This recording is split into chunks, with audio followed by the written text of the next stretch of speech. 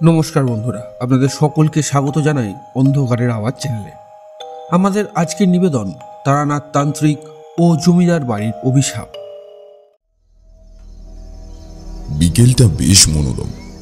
দুপুরের দিকে এক পশলা বৃষ্টি হলেও বিকেলের আকাশ অনেকটাই পরিষ্কার। ভেসে যাওয়া সাদা মেঘগুলোর উপর যেন কেউ হালকা ধূসর রঙের তুলি বুলিয়ে দিয়েছে। গাছের পাতাগুলো মৃদু হাওয়ায় দোল খাচ্ছে। পশ্চিম আকাশের এক প্রান্তের মেঘকে জড়িয়ে রয়েছে যেন কোনো গেরুয়া রঙের বস্ত্র। প্রকৃতির এই খামখেয়ালি সৌন্দর্যতা একমাত্র শরৎকালেই দেখা যায়। আজ মহালয়া, তার উপর রবিবার, একেবারে জমজমাট ছুটির দিন বলা যায়। এই ছুটির দিনগুলো খুব ব্যস্ততা না থাকলে আমাদের প্রধান উদ্দেশ্য থাকে তারানাথের বাড়িতে আড্ডা দেওয়া। আড্ডা বলতে তার কাছ থেকে নানা রকম বিচিত্র সব গল্প শোনা। ভাবতে ভাবতেই এমন সময় দরজায় টোকা পড়ল। বুঝতে বাকি নেই এই টোকা কার। দরজা খুলতেই হন্তদন্ত হয়ে কিশোরী বলল, একি তুমি এখনো তৈরি হওনি? আরে 2 মিনিট সময় দাও, এক্ষুনি হয়ে যাবে। হাতে একটা ছাতা নিয়ে বেরিয়ে পড়লাম আমি আর কিশোরী। এক টোঙা কচুরি, জিলিপি আর 1 প্যাকেট পাসিং শু কিনে হাজির হলাম মটলেনি তারানাথের বাড়িতে। ঘরে প্রবেশ করতেই তারানাথ বললেন, তোমাদের কথাই ভাবছিলাম। এরকম একটা ছুটির দিন আর এখনো তোমাদের কেন দেখা নেই তাই ভাবছিলাম। বসো বসো। আমরা চারির হাতে ঠোঙাটা ধরিয়ে বিছানায় উঠে বসলাম। কিশোরী সিগারেটের প্যাকেটটা তারানাথের দিকে এগিয়ে দিয়ে বলল, নিন ঠাকুরমশাই, মগজে ধোয়া দিয়ে একটা জমিয়ে গল্প বলুন দেখি। তারানাথ সিগারেটের প্যাকেট থেকে একটা সিগারেট ধরিয়ে টান দিয়ে বললেন, তোমরা যতই এগুলোকে গল্প ভাবো না কেন, প্রত্যেকটাই আমার জীবনে ঘটে যাওয়া একটা সত্য ঘটনা। যাই হোক, সেসব প্রাসঙ্গিকতা সরিয়ে রাখাই ভালো। তারানাথ সিগারেটে একটা লম্বা টান দিয়ে বললেন, এই মহালয়ার দিন পিতৃপক্ষের অবসান ও দেবীপক্ষের সূচনা হিসাবে ধরা হয়। এই শুভক্ষণে পূর্বপুরুষদের উদ্দেশ্যে আমরা তর্পণ করি। তাদের জলপান করানোর মধ্যে দিয়ে পূর্ণ অর্জন করি। তবে এই পক্ষতিথি যেমন শুভ সময়ের সূচনা করে, তেমনি তিথি নক্ষত্রকে মেনেই ঘটে অনেক অশুভ ক্রিয়াকলাপ। তারানাথের এই কথায় বুঝলাম নতুন কোনো গল্প শুরু হতে চলেছে। এর মাঝখানে চারি আমাদের জন্য কচুরি আর জিলিপি নিয়ে এলো, আর তার সাথে গরম গরম চা। তারানাথ চায়ে একটা চুমুক দিয়ে বললেন, আজ তোমাদের একটা ঘটনার কথা বলি। সে আজ থেকে প্রায় বছর 25 আগের কথা। তখন আমার বয়স অল্প। দেশের নানা প্রান্তে ঘুরে বেড়াচ্ছি, বিস্তর অভিজ্ঞতাও হচ্ছে। দিন 2 হয়েছে দুর্গাদাসপুর নামে এক গ্রামে এসেছি। সারাদিন এদিক ওদিক ঘুরে ফিরে যা জোটে তাই ফুটিয়ে খেয়ে গ্রামের এক নাট মন্দিরে রাতটুকু আশ্রয় নিতাম। মন্দিরের পুরোহিত বড় ভালো মানুষ, ছিপছিপে চেহারা, গৌর বর্ণ, মুখে সর্বদা একটা হাসি খুশি ভাব। আমি সেখানে কদিন থাকতে চাই শুনে তিনি বললেন, আপনার যতদিন ইচ্ছে হয় থাকুন বাবা, তবে মন্দিরে কোনো খাবারের ব্যবস্থা নেই।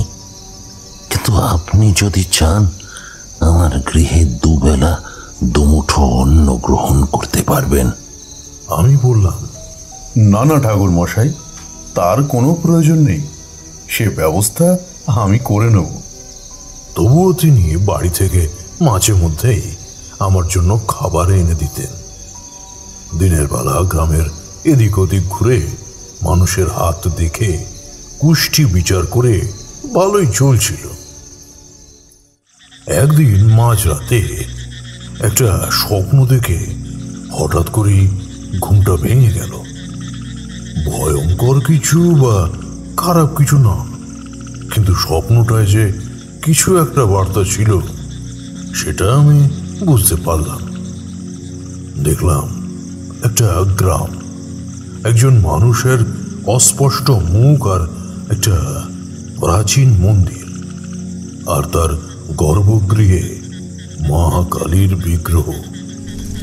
মন্দিরের পিছন দিক থেকে আগুনের লেলিহান শিখা উঠে যাচ্ছে উপরের দিকে।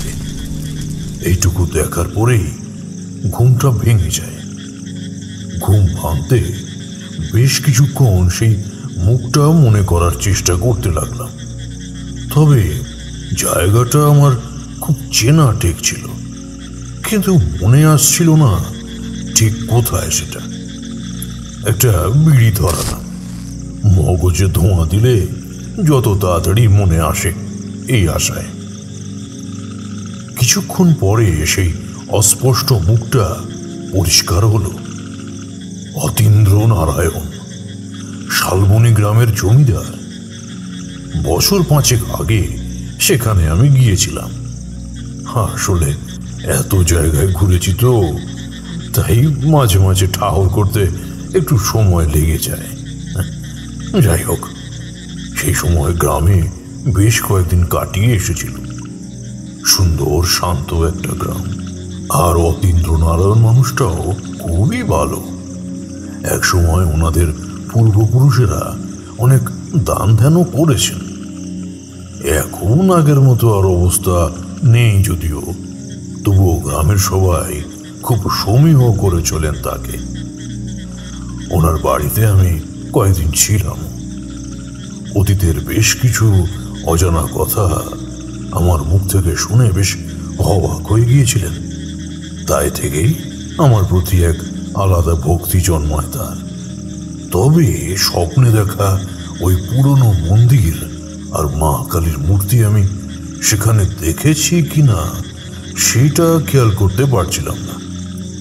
অন্য কোথাও যে দেখেছি তাও ঠিক মনে পড়ল না। মনে প্রশ্ন জাগলো, তবে কি ওই হোমের লকলকে আগুনের শিখা কোনো বিপদের সংকেত?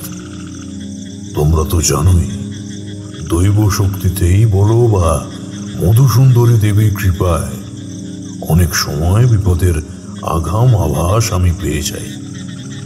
সে সমস্ত ঘটনা তো তোমাদের আগেও বলেছি।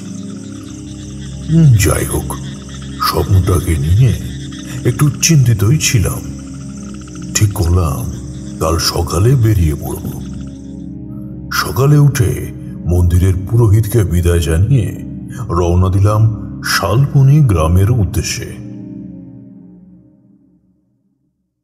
দুর্গাদাসপুর থেকে শালবনী গ্রাম মাইল খানেকের পথ। তখন শীতের সময়। সকালের স্নিগ্ধ শিশির আর হালকা রোদ মিলে চমৎকার একটা পরিবেশ। এই কোলাহলপূর্ণ কলিকাতায় থেকে সেই প্রাকৃতিক সৌন্দর্যের ধারণা তোমরা করতে পারবে না। শাল শিমুলে ভরা শালবনী গ্রাম। দুদিকে সারি সারি খেজুর, তালের রসের মিষ্টি গন্ধ যেন বাতাসের মিষ্টতা কয়েক গুণ বাড়িয়ে তুলেছে।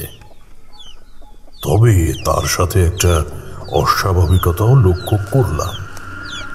গ্রামের যত গভীরে প্রবেশ করছি তত যেন তার স্বাভাবিক রূপকে এক অস্বাভাবিক কিছু চেপে ধরে আছে মনে হলো। গ্রামের মাঝামাঝি যখন পৌঁছালাম তখন বেলা গড়িয়েছে। রোদের তেজটাও খানিকটা বেড়েছে। একটা অশ্বত্থ গাছের তলায় বসে ঝোলা থেকে চিড়ে আর বাতাসা নিয়ে তখনকার মতো পেট ভরালাম। তারপর আবার এগোতে লাগলাম গ্রামের মেঠো পথ ধরে। শুকনো চিড়ে খেয়ে গলাটা যেন কাঠ হয়ে গেছে। সামনে কোনো জলাশয় না পেয়ে একটা বাড়ির দরজায় আমি কড়া নাড়লাম। একজন মাঝবয়সী বিধবা মহিলা আমাকে দেখে প্রণাম করে বললেন, বাবা, ভেতরে আসুন। এই ভর দুপুরবেলা দুটো অন্ন মুখে দিয়ে যান। আমি তাকে আশ্বস্ত করে বললাম, তার দরকার নেই মা, আমাকে একটু জল দিলেই হবে। সেই মহিলার চোখে মুখে একটা কষ্টের ছাপ আমি লক্ষ্য করলাম। কোনো ভারী বিপদ যে তার উপর দিয়ে গেছে তা দেখেই বুঝতে পারছিলাম। আমি তাকে বললাম, আপনার কি কিছু হয়েছে মা? মনে হচ্ছে আপনার উপর দিয়ে কোনো বড় বিপদ গেছে। তিনি এই কথাগুলো শুনে হঠাৎ ফুঁপিয়ে কেঁদে উঠলেন। তারপর আঁচলে চোখ মুছতে মুছতে বললেন, মাস দুয়েক আগের কথা বাবা। পাশের পাড়ায় আমার বাপের বাড়ি। কদিন ধরে আমার মায়ের শরীরটা ভালো যাচ্ছিল না, তাই বিকেলের দিকে একবার গেছিলাম মাকে দেখতে। ফিরতে একটু রাত হয়েছিল, আর বাড়ির কাছে এসে দেখি সামনে অনেক লোক ভিড় করে দাঁড়িয়ে আছে। আবার কেঁদে ফেললেন সেই মহিলা। কাঁদতে কাঁদতে বললেন, ঘরে এসে জানতে পারি আমার স্বামীকে কেউ মেরে আমার ছেলেটাকে নিয়ে চলে গেছে। কে আমাদের এমন সর্বনাশ করলো জানি না বাবা। শুধু আমার নয়, এর আগেও এমন ঘটনা আরো ঘটেছে। আমাদের সাথে যে এমনটা হবে তা ভাবতে পারিনি বাবা। স্বামী চলে গেল, ছেলেটাকেও আর খুঁজে পেলাম না। আমার যে কেন মরণ হয় না।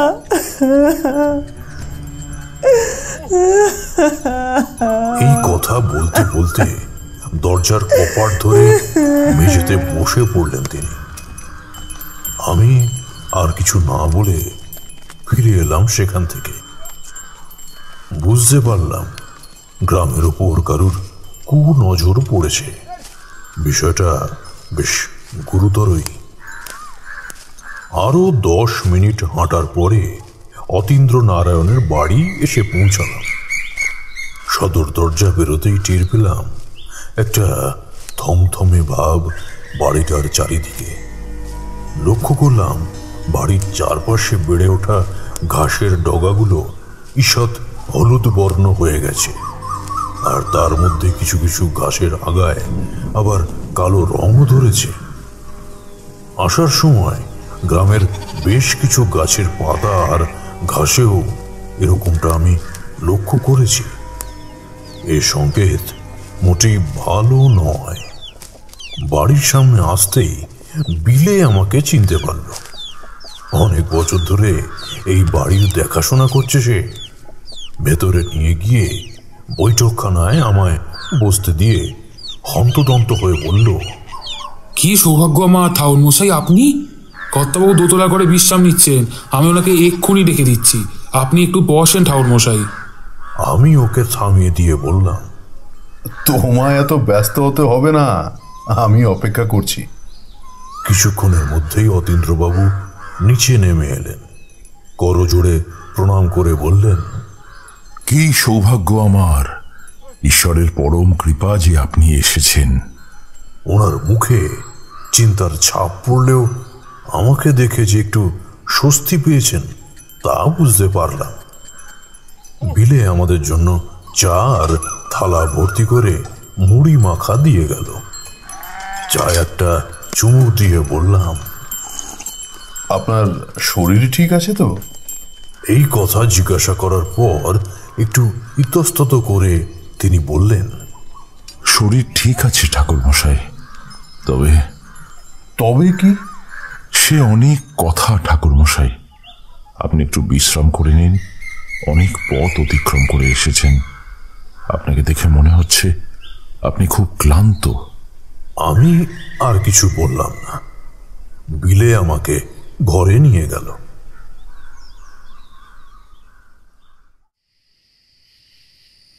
ততক্ষণে সন্ধ্যা হয়ে গেছে। শীতকালে ঝুপ করে যে কখন সন্ধ্যা নামে তা টের পাওয়া যায় না। চারিদিকে হালকা ঝিঁঝির ডাক শুরু হয়ে গেছে। জানালাটা খুলে দিলাম। আবছা ধূসর আর গাঢ় কমলা রঙে পশ্চিম আকাশের চারিদিকটা ঝাপসা হয়ে গেছে। দলে দলে পাখিরা হাঁক দিতে দিতে ফিরছে তাদের বাসায়। বিছানায় গা এলিয়ে দিলাম।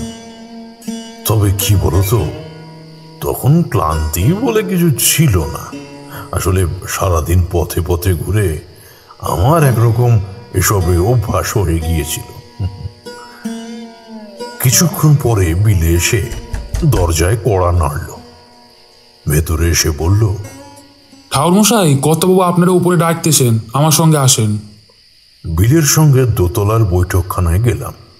ঘরে ঢুকতেই দেখলাম অতীন্দ্র নারায়ণ আরাম কেদারায় বসে হুঁকো টানছেন। আমি ভেতরে ঢুকতেই উনি দাঁড়িয়ে আমাকে বসতে বললেন। তিনি জানতেন যে আমারও তামাক চলে। বিলেকে ডেকে বললেন আমার জন্য তামাক সেজে দিতে। দেখলাম চোখ বন্ধ করে হুঁকোয় টান দিতে দিতে তিনি কি যেন চিন্তা করছেন। এর মধ্যে বিলে আমার জন্য তামাক সেজে দিল। আমি হুঁকোয় একটা টান দিয়ে বললাম, কি ব্যাপার, আপনাকে বেশ চিন্তিত দেখাচ্ছে। হ্যাঁ বাবা, বিষয়টা বড় চিন্তার। গ্রাম থেকে একটার পর একটা পরিবার শেষ হয়ে যাচ্ছে, আর কিছু উপায় পাওয়া যাচ্ছে না। একটু থামলেন তিনি, যেন মনে মনে কিছু একটা সাজিয়ে নিলেন। তারপর একটা দীর্ঘশ্বাস ফেলে বললেন, হ্যাঁ, নিজের চোখে না দেখলে কিছু জিনিস বিশ্বাস করা সত্যিই খুব কঠিন। আপনাকে প্রথম থেকেই সব খুলে বলি। ঘটনার সূত্রপাত হয় আজ থেকে প্রায় 1 বছর আগে। একদিন বাড়ির দালানে বসে হুঁকো খাচ্ছি, এমন সময় একজন মাঝ বয়সী জটাধারী সাধু এলেন বাড়িতে। পরনে তার গাঢ় লাল বস্ত্র, গলায় রুদ্রাক্ষের মালা, 2 হাতেও রুদ্রাক্ষের কবচ। চুলদাড়ি বট গাছের ঝুড়ির মতো পাক খেতে খেতে কোমর পর্যন্ত নেমে গেছে। চোখ একদম রক্তবর্ণ। তার চাহনি এতই ধারালো যে বেশিক্ষণ সেই চোখের দিকে তাকিয়ে থাকা যায় না। কাঁধে একটা বড় ঝোলা, হাতে কমণ্ডল।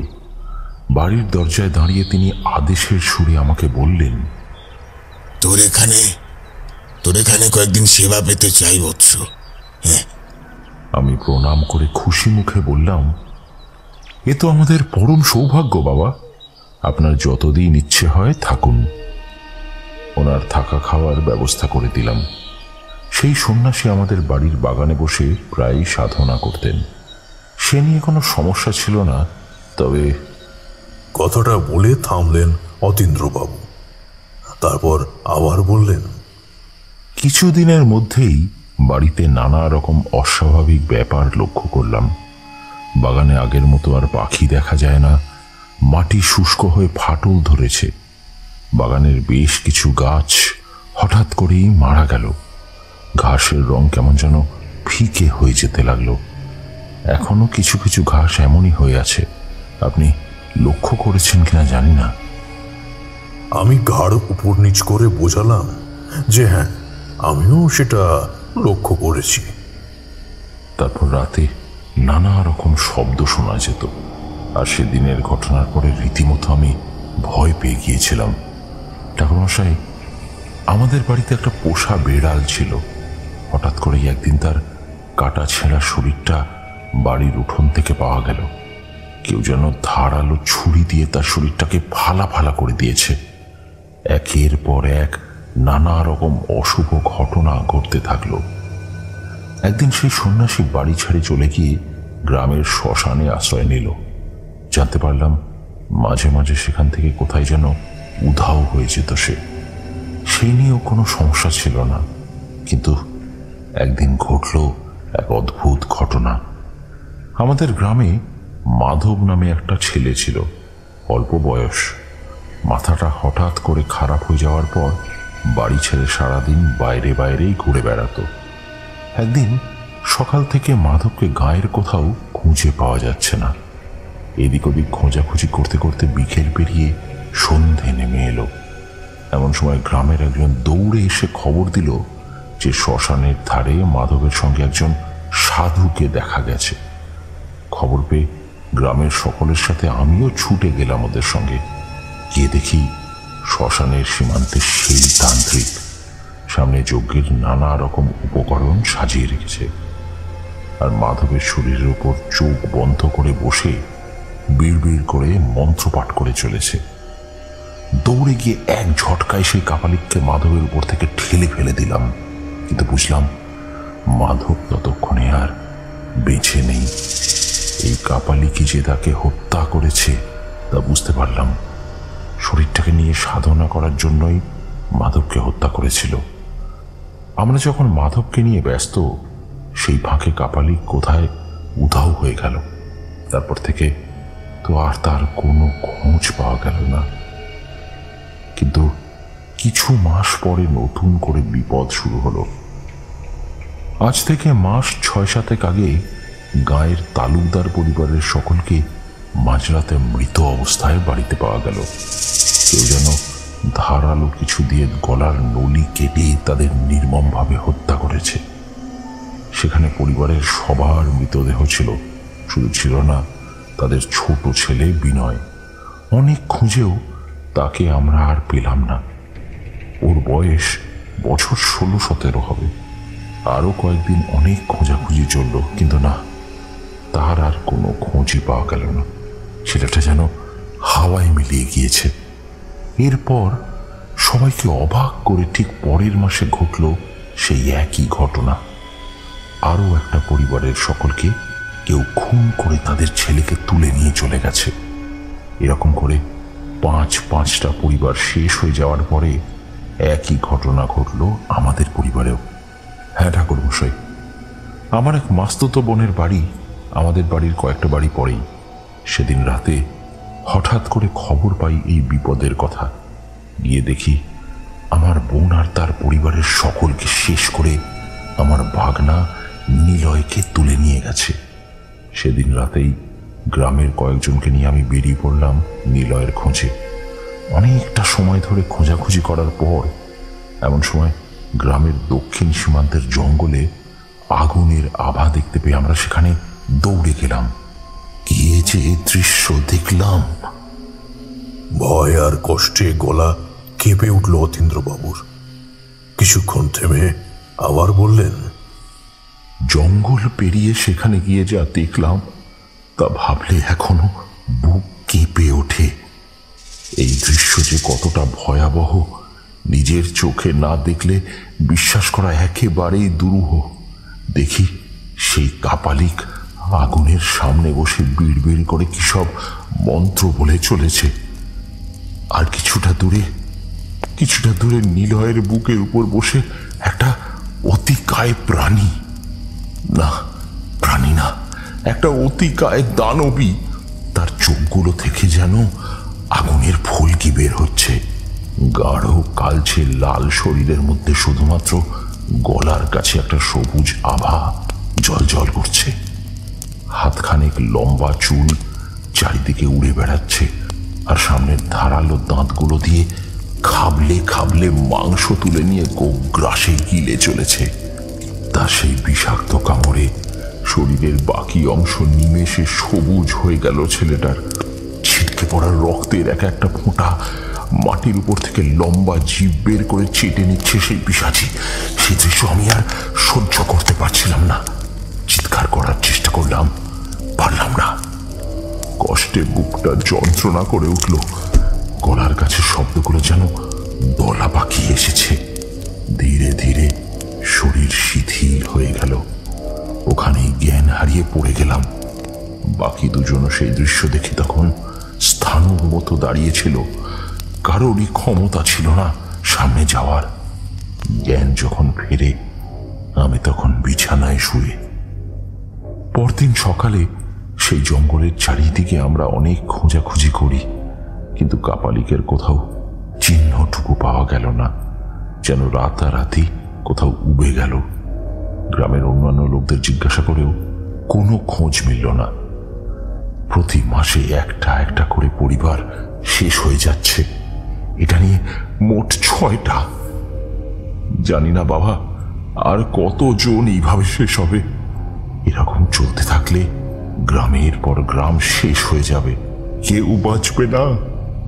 সেদিন কাপালিকের খোঁজ না পেয়ে হতাশ হয়ে বাড়ি ফিরলাম। ফেরার পর বিলের কাছ থেকে জানতে পারলাম মজিলপুর গ্রাম থেকে নীলকান্ত মুখুজ্জে নামে একজন লোক আমার সাথে দেখা করতে এসেছিলেন। বিলেকে জিজ্ঞাসা করলাম কি বিষয় দরকার, কিছু বলেছেন কিনা। বিলে বলল, আমার সাথে নাকি দরকার। আমাকেই সে কথা বলবেন। বেশ খানিকক্ষণ অপেক্ষাও করেছিলেন, কিন্তু আমার ফিরতে দেরি হওয়ায় তিনি বাড়ি চলে যান। বিকেলে তিনি আবার আসবেন বলে গেছেন।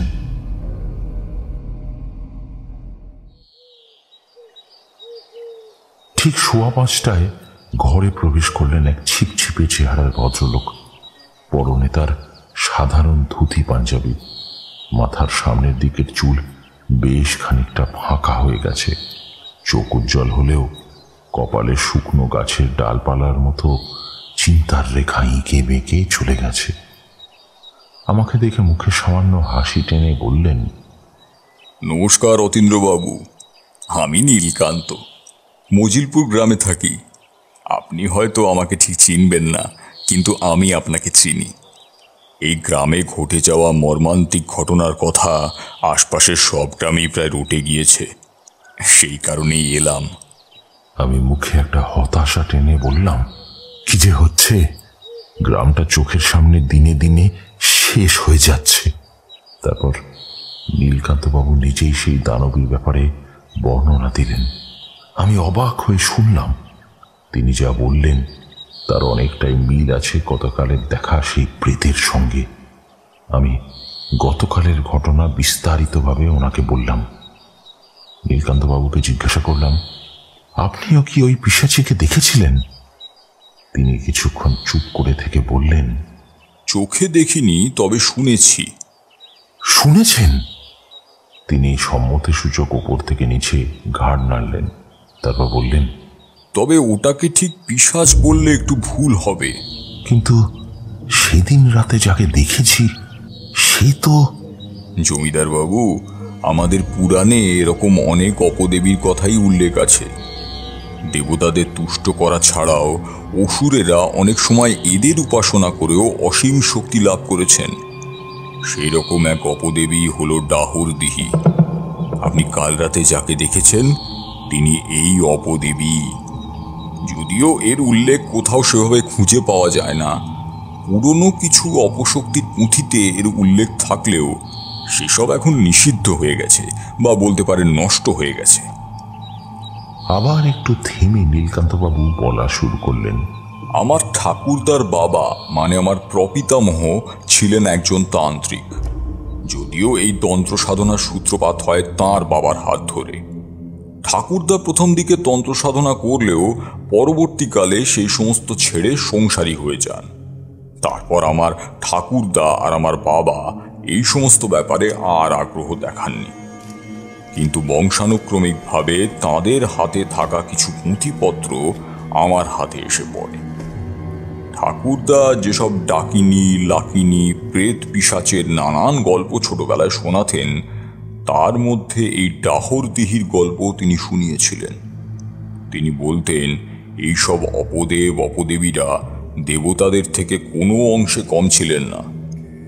সে সমস্ত অপদেব দেবীদের সাধনা করে যেমন ভালো কাজ করা যায়, তেমনি অনেকে তাদের ভয়ঙ্কর অভিপ্রায় পূরণ করার জন্য এদের ব্যবহার করেন। তো যাই হোক, এত বছর সবকিছু ঠিকই চলছিল। অঘটনটা ঘটল প্রায় মাস 7-8 আগে। একদিন এক মাঝবয়সী সাধু বাবা বাড়িতে এলেন। তার হাবে ভাবে তাকে বয়স্ক দেখালেও সুঠাম চেহারার জন্য কত বয়স তা বোঝার উপায় নেই। তার বেশভূষা অতি সাধারণ হলেও চোখগুলো একটু কেমন যেন। আমার নাম ধরে ডেকে বললেন, কেমন আছিস নীলকান্ত? আমি একটু অবাকই হলাম।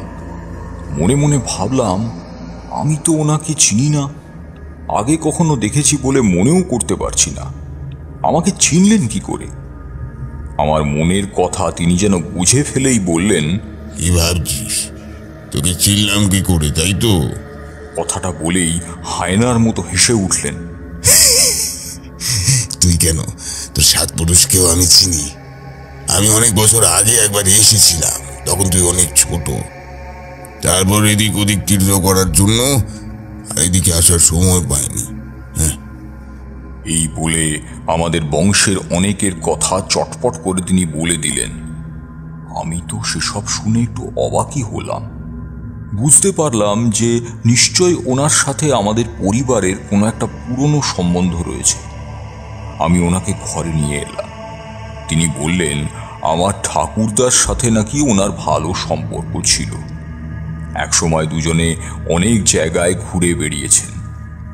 এটা সেটা কথা হতে হতে আমাদের বাড়িতে থাকা পুরনো পুঁথির কথাও ওঠে। সত্যি বলতে কি, তিনি তখন এ ব্যাপারে কোনো আগ্রহ দেখাননি। সেই রাতটা তিনি আমাদের বাড়িতেই ছিলেন। পরের দিনই চলে যাবেন সে কথাও বলেছিলেন বটে, কিন্তু আমাদের ঘুম ভাঙার আগেই যে ঘর ছেড়ে চলে যাবেন সেটা জানতাম না। সকালে উঠেই দেখি সেই সন্ন্যাসী আর ঘরে নেই। প্রথমে বুঝতে পারলাম না যে হঠাৎ করে কাউকে কিছু না বলে চলে গেলেন কেন।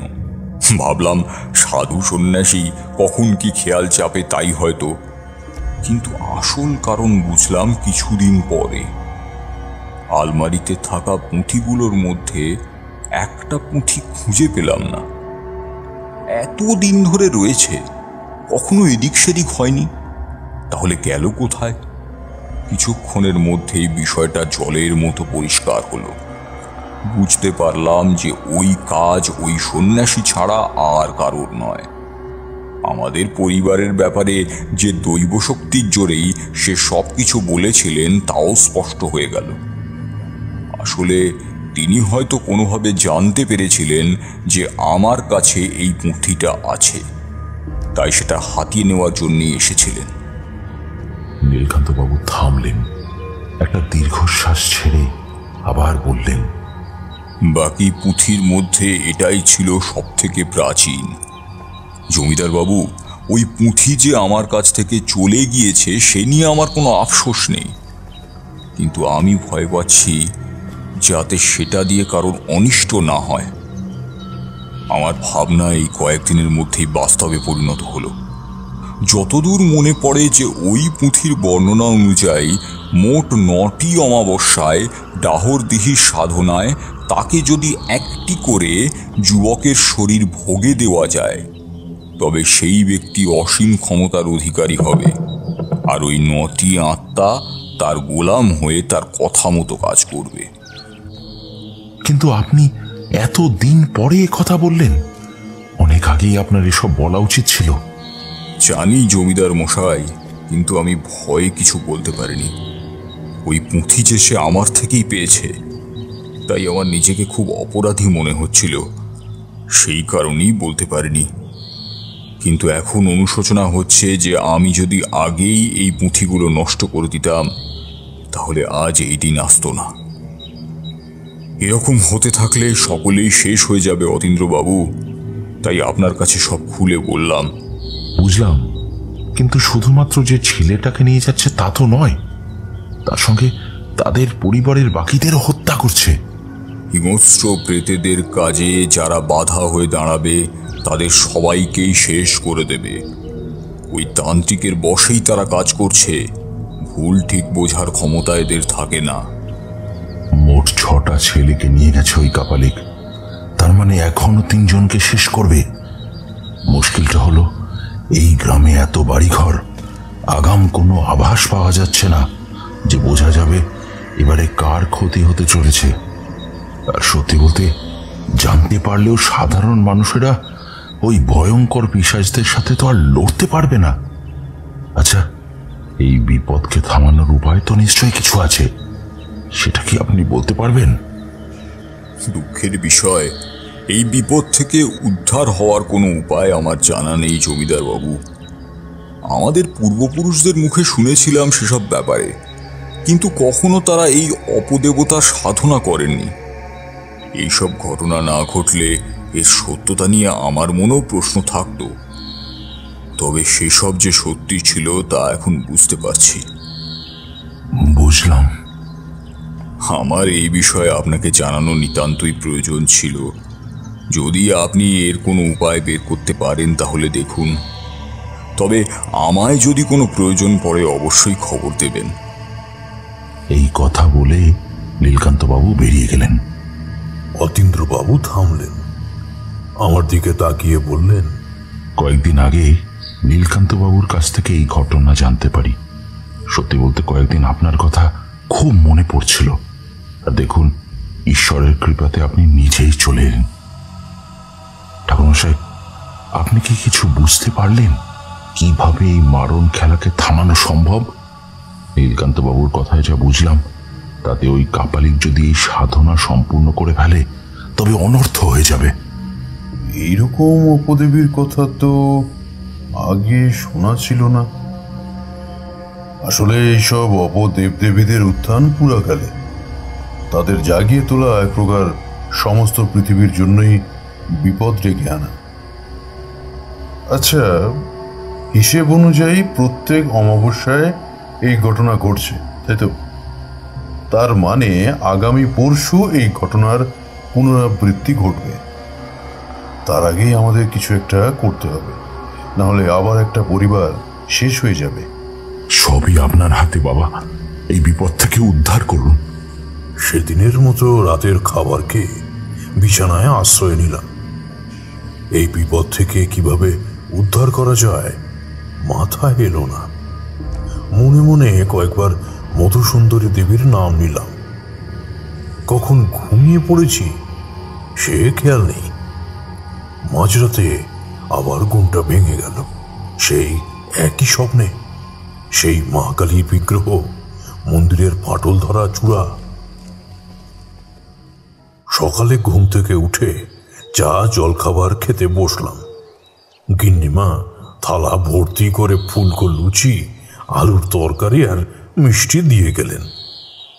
খেতে খেতে অতীন্দ্রবাবুকে প্রশ্ন করলাম, আচ্ছা জমিদার বাবু, এখানে মা কালীর কোনো পুরনো মন্দির আছে? আছে, অনেক প্রাচীন এক কালী মন্দির আছে গ্রামের পশ্চিম সীমান্তে। তবে সেই মন্দিরে এখন আর কেউই যায় না। ওখানে এখন আগাছাদের আড্ডাখানা হয়ে গেছে বলতে পারেন। মন্দিরের আশেপাশে এমনিতেই জঙ্গল ছিল, এখন তার আয়তন আরো বৃদ্ধি পেয়েছে। আপনি কি ওখানে গিয়েছিলেন? না না, যাইনি, তবে শুনেছিলাম। ও আচ্ছা, তাহলে তো শুনে থাকবেন যে ওই মন্দির অভিশপ্ত। অভিশপ্ত? মন্দির অভিশপ্ত হলো কিভাবে? সে অনেক দিন আগের ঘটনা ঠাকুর মশাই। তা প্রায় বছর খানেক হতে চলল। ওই মন্দিরটার পাশে বন জঙ্গলের জন্য মানুষ খুব একটা এমনিতেও যেত না। অন্য কিছু না হোক, বিষধর সাপখোপের ভয় ছিল। মন্দিরের যাবতীয় দেখাশোনা করতেন হরিহর ভট্টাচার্য নামের একজন পুরোহিত। মন্দির থেকে কিছুটা দূরেই তার একমাত্র নাতিকে নিয়ে থাকতেন তিনি। বছর দশেক আগে হরিহরের স্ত্রীপুত্র আর পুত্রবধূ কলেরায় মারা যাওয়ার পর একমাত্র সম্বল ছিল তার নাতি। একদিন ঘটল এক ঘটনা। হরিহরের নাতি কয়েকজন গ্রামবাসীকে ডেকে নিয়ে গেল মন্দিরের কাছে।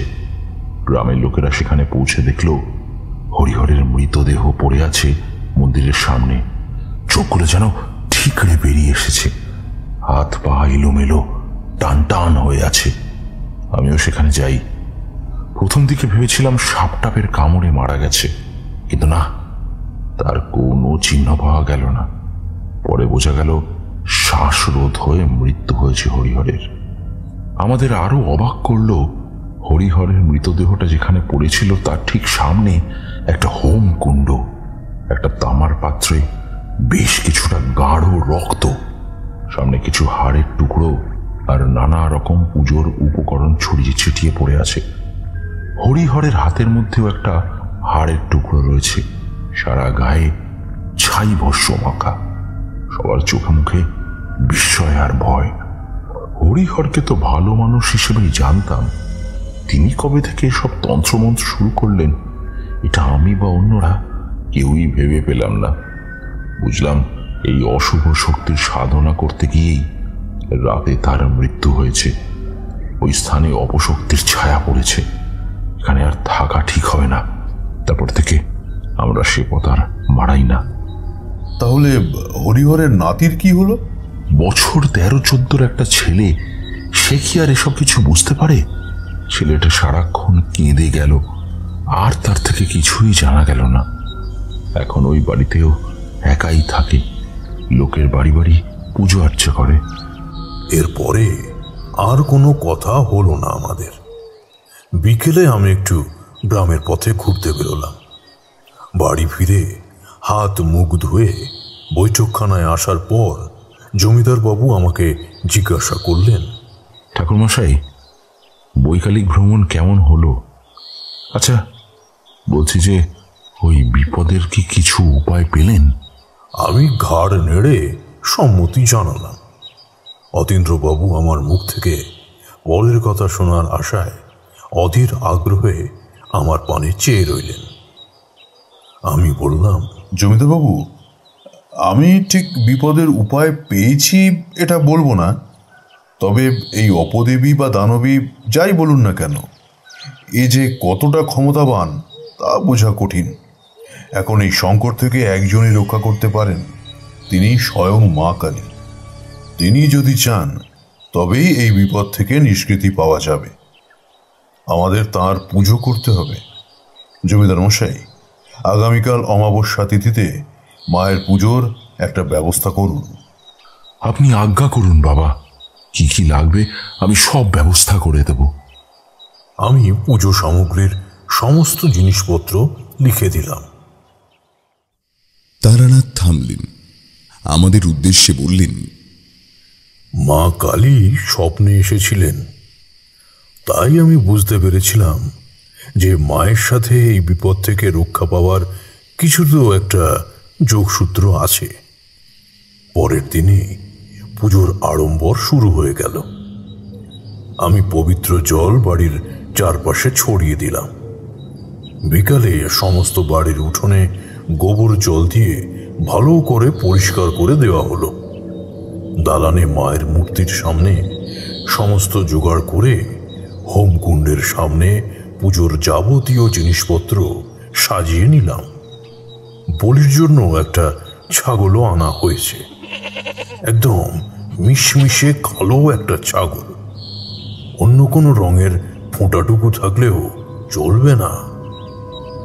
সেই অনুযায়ী অতীন্দ্রবাবু খোঁজ করে তেমন এক ছাগলের ব্যবস্থা করেছিলেন। দালানের একদিকে বাঁধা রয়েছে ছাগলটা, মাঝে মাঝে ডেকে উঠে সে তার উপস্থিতি জানিয়ে দিচ্ছে। বিকেল পেরিয়ে সন্ধ্যা নামল। একদিকে যেমন পুজোর আয়োজনের শেষ প্রস্তুতি চলছে, তেমনি অন্যদিকে চিন্তা হতে লাগলো আজকে আবার কার ক্ষতি হয়। সন্ধ্যা পেরিয়েছে। আমি গঙ্গা স্নান করে নিয়ে মা কালীর শ্রীযন্ত্র নির্মাণ করে সেখানে ঘট স্থাপন করলাম। তারপর অর্ঘ্য বাঁধন প্রক্রিয়া করে শুদ্ধাসনে বসলাম। বৈদিক আচমন করে ভগবান বিষ্ণুকে স্মরণ করে মায়ের প্রাণ প্রতিষ্ঠা পর্ব সেরে মায়ের আরাধনা শুরু করে দিলাম। বাড়ির উঠোনে তখন হাঁড়ি কাঠ নির্মাণে ব্যস্ত কয়েকজন। অতীন্দ্রবাবু যজ্ঞের জন্য কাঠ কেটে রাখছেন, আর গিন্নিমা পুজোর নৈবেদ্য সাজাচ্ছেন। আর আমার সাথে গ্রামেরই একজন পুরোহিত পুজো পাঠের যাবতীয় কাজ করছেন। মায়ের পুজো আরাধনার যত সময় বাড়তে লাগলো, বাইরে লক্ষ্য করলাম একটা ঝোড়ো হাওয়া বইতে শুরু করেছে। সেই হাওয়ার তেজ ক্রমশ বাড়তে লাগলো। এই অসময় এরকম ঝড় বাকিদের অবাক করলেও আমি বুঝতে পারলাম যে এটা কোনো সাধারণ দুর্যোগ নয়। তবে বাড়ির বাইরে সেই ঝড়ের প্রকোপ লক্ষ্য করা গেলেও ভেতরে তার বিন্দুমাত্র আঁচ পাওয়া গেল না। আমি জানতাম পুজোর ব্যাঘাত ঘটাতে কোনো অপশক্তির আগমন নিশ্চয়ই ঘটতে পারে। সেই কারণে আমি আগে থেকেই পবিত্র জল দিয়ে বাড়ির চারিদিকে বন্ধনী টেনে দিয়েছিলাম। কিছুক্ষণ পরে বাইরের সেই ঝড় হঠাৎ করে থেমে গেল। বুঝলাম ওই অপশক্তি তার কাজ সিদ্ধ করতে না পেরে ফিরে গেছে। এর পরের কাজ ছিল মায়ের উদ্দেশ্যে বলি অর্পণ করা। ছাগলটার গলা থেকে দড়ি খুলে তার কানের সামনে প্রথমে মন্ত্র উচ্চারণ করলাম। গ্রামের একজন ষণ্ডা মার্গা লোক হাতে খড়গ নিয়ে বলির স্তম্ভের কাছে প্রতীক্ষা করে রয়েছে। ছাগলটার কপালে সিঁদুরের টিকা পরিয়ে একজন সেই স্তম্ভের কাছে নিয়ে যাবে, এমন সময় ঘটল এক অবাক ঘটনা। হঠাৎ করে সেই ছাগলটা হাত থেকে ফসকে মারল দৌড়। বাড়ির উঠোন পেরিয়ে সদর দরজা টপকে যেন নিমিষের মধ্যে কোথায় অদৃশ্য হয়ে গেল। আমরা সবাই ভ্যাবাচাকা খেয়ে গেলাম। এত তাড়াতাড়ি একটা ছাগল কি করে দৌড়তে পারে? কিছু কম বয়সী যুবক তার পিছু ধাওয়া করলো বটে, কিন্তু না, তারা খালি হাতে ফিরে এলো। আমি পড়লাম দুশ্চিন্তায়। এই রাতের বেলা আবার এরকম একটা ছাগল পাওয়া তো ভারী মুশকিল। আর এইভাবে ছাগলটার অদৃশ্য হয়ে যাবার ঘটনা মোটেই স্বাভাবিক লাগলো না। এরকম ভাবে পুজোর ব্যাঘাত ঘটবে আমি তা ভাবিনি। মনের মধ্যে সংশয় তৈরি হলো। অতীন্দ্রবাবুর সাথে মুখ চাওড়াচাওড়ি করে বুঝলাম তার মনেও একই প্রশ্ন। তবে কি মা পুজো নিতে চান না? বলির পর্ব মিটলেই হোমযজ্ঞ করে পুজো শেষ হতো, কিন্তু সেই পুজো তো মাঝপথেই থেমে গেল। 3 বার মায়ের নাম স্মরণ করলাম। এমন সময় পাশের বাড়ি থেকে একজন লোক হাঁপাতে হাঁপাতে এসে অতীন্দ্রবাবুকে বললেন, জমিদারবাবু, এইমাত্র খবর পেলাম সন্ধ্যা থেকে নিবারণের খুঁজে পাওয়া যাচ্ছে না। সেই লোকটি বললেন, আর বলবেন না কর্তা, নিবারণের হঠাৎ চিৎকার শুনতে পেয়ে পাশের বাড়ি থেকে লোকেরা ছুটে যায় ওর ঘরে। গিয়ে দেখে ঘরের সমস্ত জিনিসপত্র একেবারে লণ্ডভণ্ড হয়ে পড়ে আছে, আর ঘরে নিবারণের চিহ্নটুকু নেই। তারপর এদিক সেদিক খোঁজাখুঁজি করেও কোথাও খুঁজে পাওয়া গেল না ছেলেরারে। অমন একটা ছেলের কি যে হলো বাইবু, আপনি কিছু একটা করেন কর্তা। আমি বুঝতে পারলাম আজ তার মানে নিবারণের পালা। অতীন্দ্র নারায়ণকে বললাম, আমাদের এক্ষুনি বেরোতে হবে জমিদার বাবু। মায়ের পুজো যেমন চলছে তেমনই চলবে, বন্ধ করা চলবে না। আমার সাথে যিনি পুজো করছিলেন তাকে বললাম, বাড়ুজি মশাই শুনুন, আপনি হোমাগ্নি করে পুজো সম্পন্ন করুন, আমরা আসছি। আমি বিলেট থেকে একটা হ্যারিকেন চেয়ে নিয়ে জমিদার বাবুকে সাথে নিয়ে বেরিয়ে পড়লাম নিবারণের খোঁজে। আমাদের মানা করা সত্ত্বেও গ্রামের কয়েকজন আমাদের সঙ্গী হলো। তখন রাত প্রায় 11টা।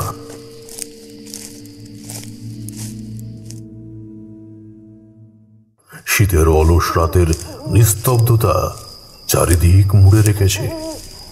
তার উপর অমাবস্যা। কয়েকটা জোনাকি ছাড়া রাস্তায় আলোর উৎস বলতে আর কিছুই নেই।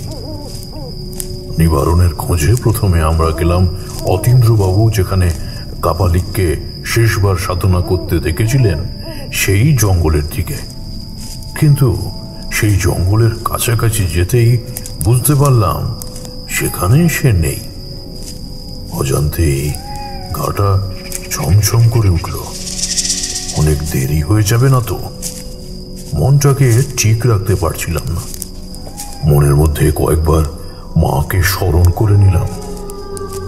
অতীন্দ্র নারায়ণ আর বাকি লোকজন ঠিক করে উঠতে পারছিল না এবার কোন দিকে যাবে। তাদের চোখে মুখে যে একটা ভয় ফুটে উঠেছে তা তাদের গলার আওয়াজেই আমি বুঝতে পারলাম। হঠাৎ আমি অতীন্দ্রবাবুকে জিজ্ঞাসা করলাম, আচ্ছা জমিদার মশাই, কালী মন্দিরের দিকে একটা জঙ্গল আছে বলেছিলেন না?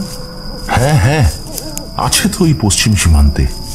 চলুন তবে ওদিকেই একবার গিয়ে দেখা যাক। বাকিরা সম্মতি দিয়ে এগিয়ে চলল। আমি তাদের অনুসরণ করতে লাগলাম। মিনিট 20 হেঁটে পৌঁছলাম গ্রামের সেই পুরনো মন্দিরটার কাছে।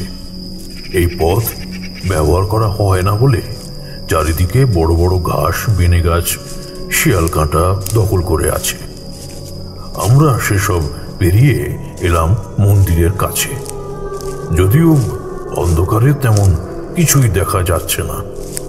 মায়ের গর্ভগৃহের দরজাটা বন্ধ হয়ে রয়েছে, সেখানে কেউ নেই। তবে হ্যারিকেনের আলোয় মন্দিরের চাতালের কাছে দেখলাম দুদিকে মাটির প্রদীপ রাখা। আমি কাছে গিয়ে তাতে হাত দিয়ে দেখলাম তেলে ভিজে আছে প্রদীপটা। বুঝলাম মন্দিরে কেউ এসেছিল। আমাকে মন্দিরের কাছে দাঁড়িয়ে পড়তে দেখে অতীন্দ্রবাবু বললেন, কি দেখছেন ঠাকুরমশাই? না না, তেমন কিছু না। আমি তাদের কাছে আবার ফিরে এলাম। কাছে আসতেই অতীন্দ্রবাবু বললেন, এই জায়গাটা মোটেই ভালো নয় বাবা, সে কথা তো আপনাকে আমি আগেই বলেছিলাম। চলুন চলুন, এখানে তো নিবারণকে দেখতে পেলাম না, অন্যদিকে যেতে হবে। আমি মন্দিরের ডান দিকের বাঁশ গাছে ঘেরা জঙ্গলটা দেখিয়ে বললাম, আচ্ছা অতীন্দ্রবাবু, ওই দিকটায় যাওয়া যাবে? ওই দিকটা তো ঘন জঙ্গল, তবে আপনি যদি চান যেতে পারি। ঘাস পাতার উপর মুসমস করে আমরা এগোতে লাগলাম জঙ্গলের ভেতরে। সেখানে গাছপালার ঘনত্ব এত বেশি যে শখানেক মশাল জ্বলবেও বাইরে থেকে তার আলো চোখে পড়ার উপায় নেই। মাঝে মাঝে কানে নানা রকম শব্দ আর গাছের পাতার খসখস আওয়াজ শুনতে পাচ্ছিলাম। বেশ কিছুটা পথ যাওয়ার পরে সামনের দিকে তাকিয়ে আমাদের চোখ প্রায় বিস্ফারিত হয়ে গেল। আমরা যেখানে দাঁড়িয়ে আছি তা থেকে 40-50 হাত দূরে একটা উঁচু ঢিপির ওপর আলোর স্ফুলিঙ্গ দেখা যাচ্ছে। হ্যারিকেনের আলোর তেজ খানিকটা কমিয়ে দিলাম। তারপর ধীর পায়ে এগোতে লাগলাম সেদিকে। চোখের দূরত্বে যখন সে পৌঁছলাম তখন দেখলাম সেই কাপালিক পদ্মাসনে চোখ বন্ধ করে মন্ত্র জপ করে যাচ্ছে। সামনে ধাউ ধাউ করে আগুনের লেলিহান শিখা উপর দিকে উঠে যাচ্ছে। তা থেকে কিছুটা দূরে সংজ্ঞাহীনভাবে শুয়ে আছে বছর 16-17 একটা ছেলে, ঊর্ধ্বাঙ্গ বস্ত্রহীন, নিম্নাঙ্গে শুধু একটি ধুতি পরিহিত, কপালে লম্বা তিলক কাটা, গায়ে কিছু দ্রব্যের প্রলেপ মাখানো রয়েছে।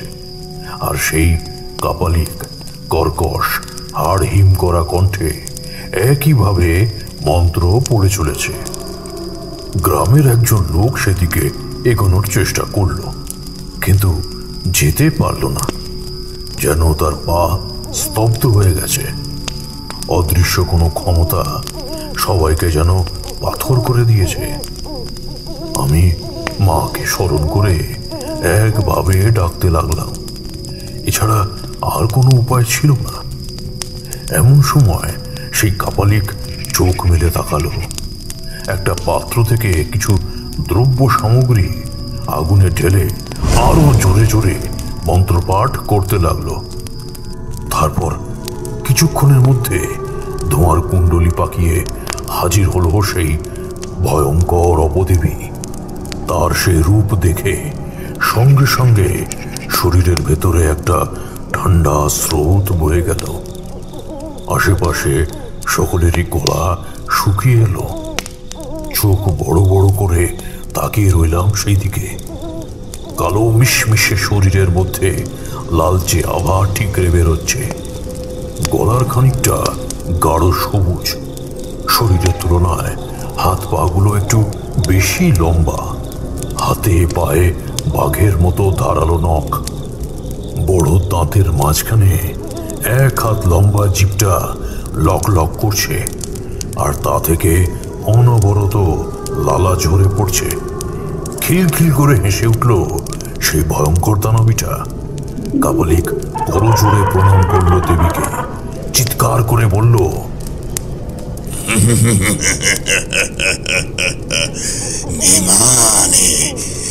তোর ক্ষুধা নিবারণ কর মা, তোর ক্ষুধা নিবারণ কর, তোর ক্ষুধা নিবারণ কর। সেই দানবীটা আবার খিলখিল করে হেসে উঠল। সেই হাসির শব্দে যেন শরীরের রক্ত হিম হয়ে যাওয়ার উপক্রম। ধুতির কোঁচরে মা কালীর পুজো করা ফুল এনেছিলাম, সেগুলো হাতে নিয়ে মন্ত্র পড়তে শুরু করলাম। সেই অপদেবী নিবারণের দিকে এগোতে লাগলো। ঠিক সেই সময় ঘটল এক অবিশ্বাস্য ঘটনা। নিবারণ যেখানে শুয়েছিল সেখানে নিবারণ কই? তার পরিবর্তে সেখানে শুয়ে আছে একটা ছাগল, যজ্ঞের সেই ছাগলটা যেটা আমাদের বলির জন্য আনা হয়েছিল। হ্যাঁ, সেই কালো মিশমিশে ছাগল। তার কপালে এখনো সিঁদুরের তিলকটা জ্বলজ্বল করছে। এ কি করে হতে পারে? আমরা তো সবাই দেখলাম ওখানে নিবারণ শুয়ে আছে। নিমিষের মধ্যে নিবারণ ছাগল হয়ে গেল কি করে? নিজেদের চোখকে বিশ্বাস করতে পারছিলাম না। ছাগলটা ততক্ষণে উঠে দাঁড়িয়েছে। মানুষের জায়গায় একটা ছাগল দেখে দাহরদেহি ফুঁসিয়ে উঠল, কয়েকবার বিকট হুঙ্কার ছাড়ল। কাপালিক অবাক দৃষ্টিতে তাকিয়ে আছে সেই দিকে। সেও বুঝতে পারছে না এটা কি করে হলো। তার হাত পা কাঁপতে শুরু করেছে।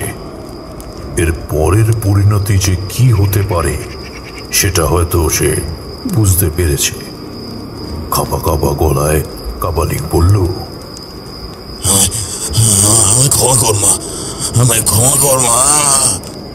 মুহূর্তে দাহরদেহি এগিয়ে এলো কাপালিকের দিকে।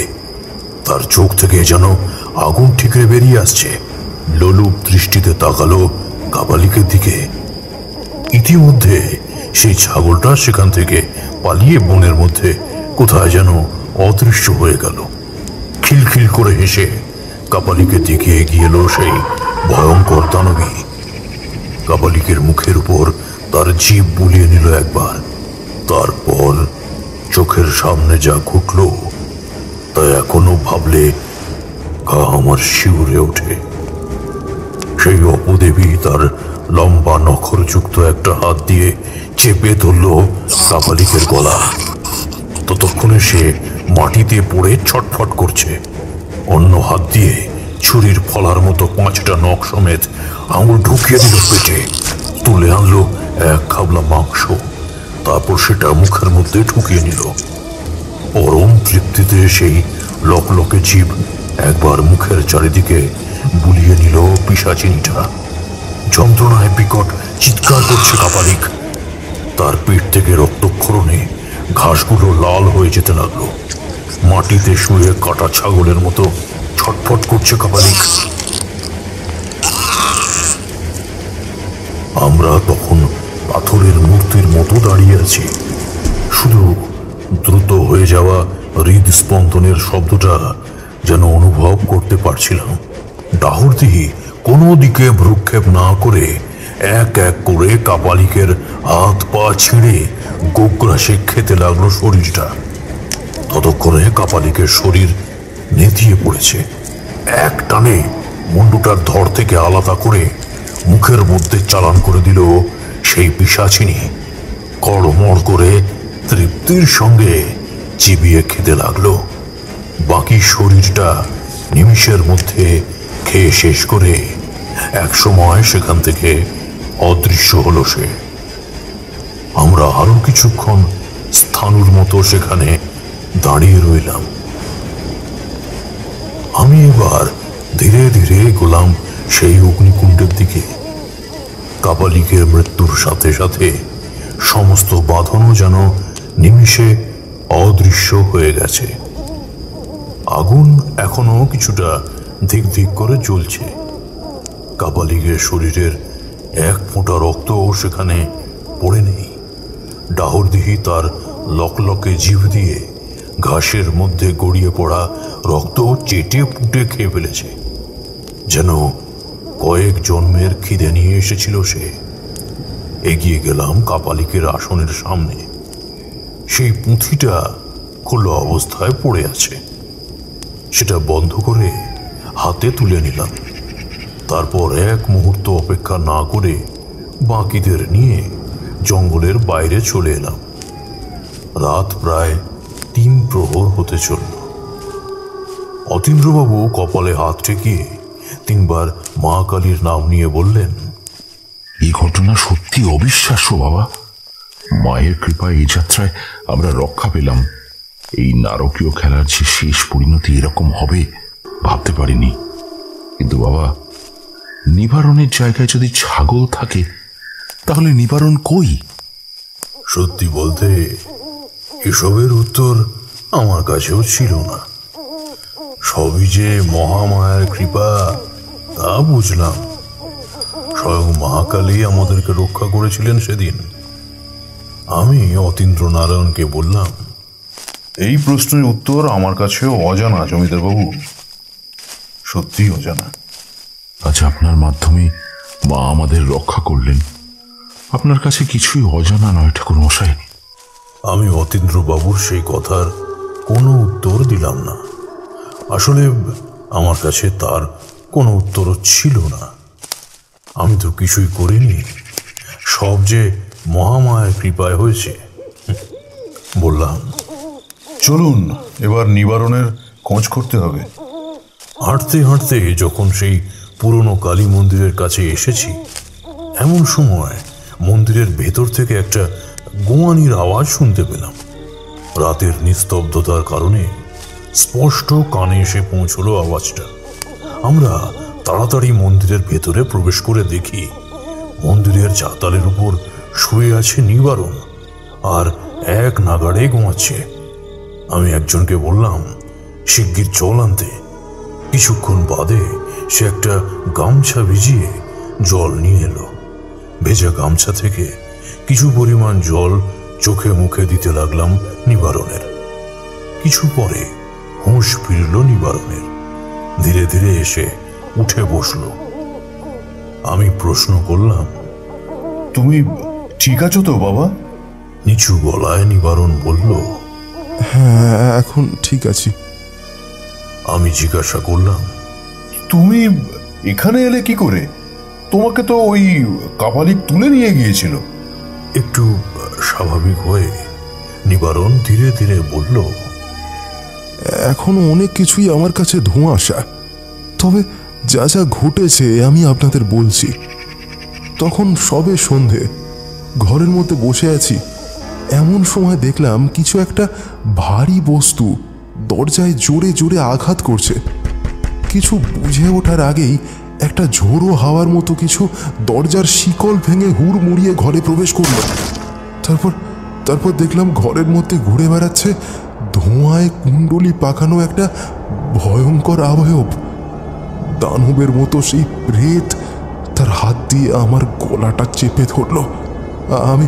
আমি প্রাণপণে একবার চিৎকার করলাম, কিন্তু তার ভূক্ষেপ সেদিকে নেই। সে হির হির করে আমাকে টানতে লাগলো। মাটিতে ঘষতে ঘষতে তার ঘরের বাইরে চলে এলাম। তারপর কখন যে জ্ঞান হারালাম তার খেয়ালই নেই। হুঁশ যখন ফিরল তখন দেখলাম আমি মন্দিরের বাইরে শুয়ে আছি। মাথার দিকে চোখ যেতেই দেখলাম একজন লাল পাড় সাদা শাড়ি পরা মহিলা আমার ঠিক মাথার পেছনেই বসে আছেন। আমার চোখ মেলে দেখে ওনার মুখে হাসি ফুটে উঠল। আমাকে উঠতে দেখে তিনি হাত বাড়িয়ে বললেন, আমার হাতটা ধরো বাবা। আমি ওনার হাত ধরে আস্তে আস্তে উঠলাম। মাথায় একটা ঝিমঝিমে ভাব অনুভব করছিলাম। ওনার মুখের দিকে তাকাতেই বুকটা মোচড় দিয়ে উঠল। খুব খুব চেনা লাগলো আমার, কেন জানি না।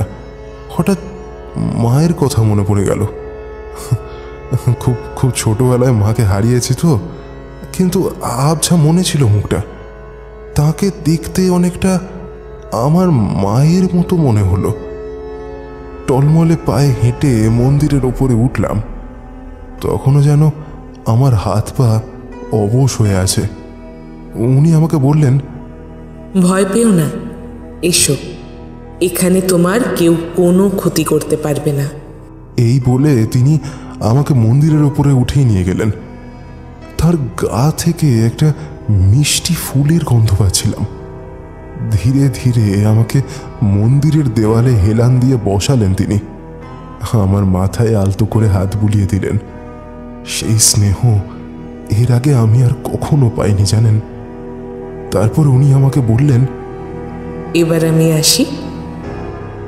আমি বললাম, এত রাতে কোথায় যাবেন মা? জানি না, আমার মুখ থেকে কেন অজান্তেই মা শব্দটা বের হয়ে এলো।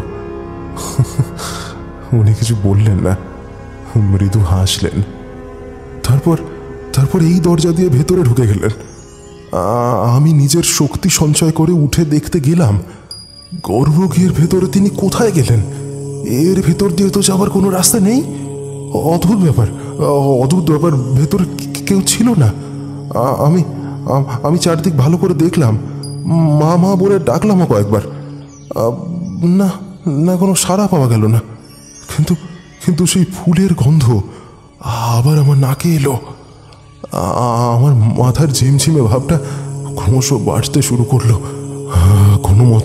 কোনো মতে দরজার বাইরে পা রাখতেই আমি জ্ঞান হারালাম।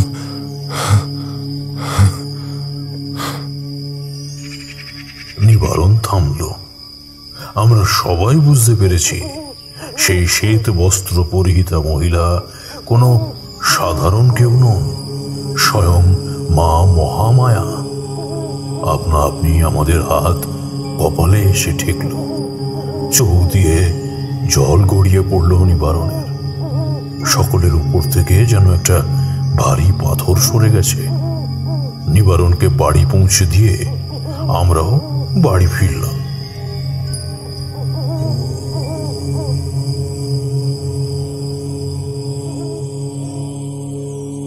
পরদিন সকালে অতীন্দ্রবাবু লোক লাগিয়ে মন্দির আর মন্দিরের চারপাশ ভালো করে পরিষ্কার করালেন।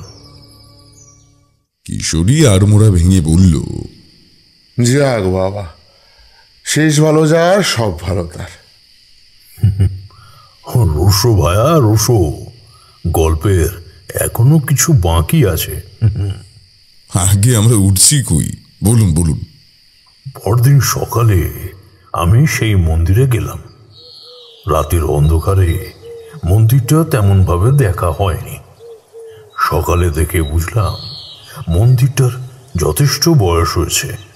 মন্দিরের দেওয়াল কেটে অসংখ্য কারুকাজ করা। ঘুরে ফিরে এদিক ওদিক দেখে তারপর সেখান থেকে বেরিয়ে চললাম নিবারণের বাড়ির দিকে। গ্রাম ছেড়ে যাওয়ার আগে একবার ওর সাথে দেখা করা দরকার। কটা প্রশ্ন মনে ঘুরপাক খাচ্ছিল, সেগুলোর উত্তর না জানলে বিষয়টা অজ্ঞাতই থেকে যাবে। নিবারণের বাড়ি যখন পৌঁছালাম তখন সে পুজো করছিল। পুজো সেরে নিবারণ আমার কাছে এসে মৃদু হেসে বলল, প্রথমবার আপনি আমার বাড়িতে এলেন, আপনার জন্য কিছুই করতে পারছি না ঠাকুর মশাই। একটু চা করে দিই তবে। না বাবা, থাক, সেসবের প্রয়োজন নেই।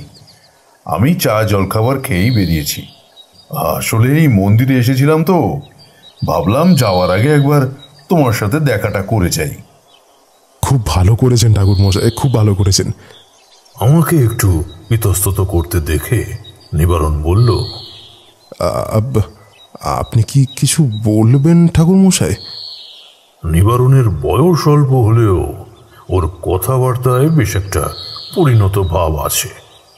আসলে কি বলতো, দায়িত্বের ভার মানুষকে সময়ের আগেই অনেক পরিণত করে তোলে। আমি নিবারণকে বললাম, আচ্ছা নিবারণ, তুমি তো রোজই মন্দিরে যেতে, তাই না? নিবারণ যে একটু বিস্মিত হলো তা বোঝা গেল। আমাকে বলল, হ্যাঁ, আমি তো রোজই মন্দিরে যেতাম। কিন্তু আপনি কি করে জানলেন ঠাকুর মশাই? আসলে তুমি যে যাও সেটা আমার কাছে পরিষ্কার ছিল না। হ্যাঁ, কিন্তু ওই মন্দিরে যে কেউ একজন যাতায়াত করে তা কাল রাতে মন্দিরের উপর প্রদীপগুলোয় সদ্য লেগে থাকা তেলের বিন্দু দেখেই আমি বুঝেছিলাম। আর মন্দিরে যাতায়াত না করলে মেঝের উপর ধুলোর পুরো আস্তরণ পড়ার কথা, কিন্তু মন্দিরে তেমন কোনো ধুলোর চিহ্ন ছিল না। নিবারণ কিচ্ছু বলল না, মাথা নিচু করে আমার কথা শুনতে লাগলো। আমি জিজ্ঞাসা করলাম, আচ্ছা নিবারণ, ওই মন্দিরের কাছে অশুভ লক্ষণের জন্য তো কেউ আর যেত না, এমনকি মন্দিরে পুজো দিতেও কেউ আসতো না, কিন্তু তুমি যে যেতে, তোমার ভয় টয় করতো না? লক্ষ্য করলাম নিবারণের চোখ ছলছল করছে। আমি তার কাঁধে হাত দিয়ে বললাম, তুমি কি কিছু লুকোচ্ছ? নিবারণ সঙ্গে সঙ্গে কেঁদে ফেলল। তারপর নিজেকে কিছুটা সামলে নিয়ে বলল, ঠাকুর মশাই, সবাই জানে আমার ঠাকুরদা গোপনে গোপনে শক্তির সাধনা করত, কিন্তু কিন্তু সেদিনের ঘটনা সবটাই মিথ্যে। আমি সেই সময় সেখানেই ছিলাম। নিজের চোখকে তো আর অবিশ্বাস করতে পারি না। তাহলে আসল ঘটনাটা কি নিবারণ? আমাকে বলতে পারো? হ্যাঁ ঠাকুর মশাই, হ্যাঁ, আপনাকে সব বলছি আমি। একদিন এক সন্ন্যাসী আমাদের মন্দিরে এসেছিলেন। বললেন এখানে কয়েকদিন আশ্রয় চান। দাদু সে নিয়ে কোনো আপত্তি করলেন না, আর আপত্তি করবেনই বা কেন? মায়ের স্থান সবারই অধিকার আছে। দাদু নিয়ম মাফিক প্রতিদিন সন্ধ্যায় আরতি সেরে বাড়ি চলে আসতেন। সেদিনও চলে এসেছিলেন। রাতের দিকে দাদু ভাবলেন ওই সন্ন্যাসীর জন্য কিছু খাবার দিয়ে এলে মানুষটা খুশি হবে। আমি তখন ঘরেই ছিলাম। খাবার দিতে গিয়ে দেরি হচ্ছে দেখে আমার মনটা কেমন যেন করে উঠল। আমিও গেলাম মন্দিরের দিকে। কাছাকাছি এসে দেখলাম একটা দৃশ্য। তাতে ভয়ে আমার শরীর অসাড় হয়ে গেল। সেই সন্ন্যাসী আমার ঠাকুরদার গলা থেকে ফাঁস লাগানো একটা কাপড় টেনে খুলছেন। সেটা খুলে নিতেই তার শরীরটা মাটিতে ধপ করে পড়ে গেল। সেই সন্ন্যাসী দাদুর হাতে যজ্ঞের সামগ্রী থেকে একটা হাড়ের টুকরো ধরিয়ে দিল।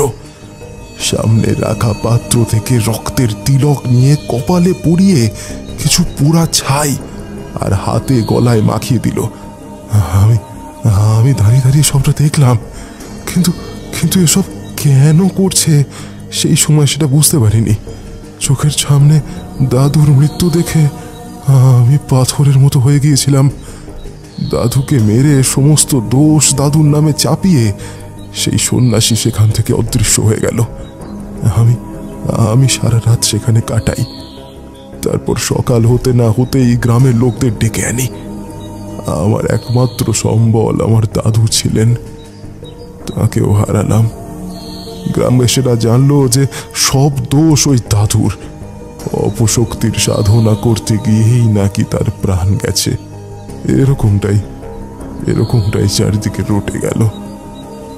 তুমি এই সত্যিটা সবাইকে বললে না কেন? আমি এ কথা বলার চেষ্টা যে করিনি তা নয় ঠাকুর মশাই। পাশের বাড়ির কয়েকজনকে আমি সে কথা বলিও, কিন্তু তাদের এই কথা শোনার পর যে প্রতিক্রিয়া দেখে মনে হয়নি যে আমার কথা তারা বিশ্বাস করেছে। আসলে সেই তান্ত্রিককে মন্দিরে তো আর কেউ দেখেনি। সেদিনই তার মন্দিরের প্রথম দিন ছিল। তবে তারপর থেকে আমি এ কথা আর কাউকে বলিনি ঠাকুর মশাই। এত বছর পরে আপনাকে বললাম। কিন্তু আমি প্রতিদিনই মন্দিরে যেতাম, মন্দির পরিষ্কার করতাম, পুজো করতাম। আমি তো জানতাম ওই স্থান অপবিত্র নয়, কোনো প্রেতের ছায়া পড়েনি সেখানে। মায়ের উপর আমার অগাধ বিশ্বাস ছিল যে একদিন সব ঠিক হয়ে যাবে। নিবারণ থামল। আমি একটা দীর্ঘশ্বাস ফেলে বললাম, তুমি খুব ভাগ্যবান নিবারণ, খুব ভাগ্যবান। মা মহামায়া নিজে তোমায় রক্ষা করেছেন। তোমার পুণ্য ফলেই আজ সমস্ত গ্রাম রক্ষা পেয়েছে। কি যে বলেন ঠাকুর মশাই, সবই মায়ের কৃপা। আমি নিবারণকে বিদায় জানিয়ে সেখান থেকে চলে এলাম। ফিরে এসে অতীন্দ্রবাবুকে নিবারণের সব কথা বলেছিলাম। তিনি হরিহরের পূর্ণ মর্যাদা ফিরিয়ে দেওয়ার প্রতিশ্রুতি আমাকে দিয়েছিলেন। আমি গ্রাম ছেড়ে চলে যাব শুনে তিনি আরো কয়েকটা দিন থেকে যাওয়ার কথা বলেছিলেন, কিন্তু তোমরা তো জানো আমার আবার এক জায়গায় বেশি দিন থাকতে ভালো লাগে না। আর অপেক্ষা করলাম না, বেরিয়ে পড়লাম। সেই পুঁথিটা আমার কাছেই রাখা ছিল। গ্রাম থেকে বেরিয়ে একটা নদীতে সেই পুঁথির অন্ত্যেষ্টি করে দিলাম। তারানাথ থামলেন। আমি বললাম, আচ্ছা ঠাকুরমশাই, এই হরিহরকে যে হত্যা করেছিল সেই সন্ন্যাসী কি ওই ডাহরদিঘির সাধনা করা কাপালিক?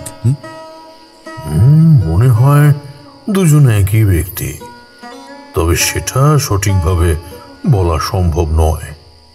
সেই সন্ন্যাসীকে শুধুমাত্র নিবারণই দেখেছিল, আর কাপালিককে তো নিবারণ দেখেনি, তাই সেটা আর জানা সম্ভব হয়নি।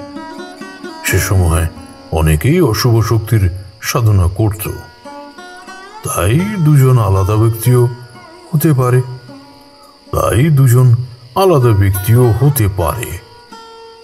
আমরা আর কিচ্ছু বললাম না। একটা পরিতৃপ্তির নিঃশ্বাস ছেড়ে তারানাথকে বিদায় জানিয়ে বাড়ি ফিরে এলাম। শুনছিলেন তারানাথ তান্ত্রিক ও জমিদার বাড়ির অভিশাপ। গল্পটি কেমন লাগলো অবশ্যই আমাদের কমেন্টের মাধ্যমে জানান। যদি ভালো লেগে থাকে তাহলে একটি লাইক করবেন এবং এই রকম আরও গল্প শুনতে সাবস্ক্রাইব করুন অন্ধকারের আওয়াজ। দেখা হবে পরবর্তী একটি ভিডিওতে। ততক্ষণের জন্য সবাই ভালো থাকুন এবং সুস্থ থাকুন। ধন্যবাদ।